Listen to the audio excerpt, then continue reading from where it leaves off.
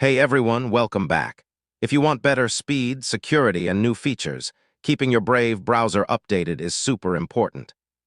In this full guide, I'll show you how to update Brave step by step in 2026. First, open Brave and click the menu icon in the top right corner. Next, go to About Brave. This is where the browser checks for updates automatically. As soon as you open it, Brave will start checking for updates. Yeah, you don't need to click anything extra. If an update is available, it will start downloading automatically in the background.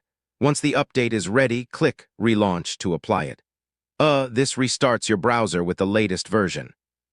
After restart, check the version number to confirm you're on the latest version. Brave usually updates automatically, but make sure your system allows background updates. If you're using Brave on mobile, update it through your App Store, like Google Play or App Store. If updates aren't working, try restarting your PC or reinstalling Brave. Yeah, that usually fixes it. Updates improve security, fix bugs, and make your browsing faster and safer. And that's it.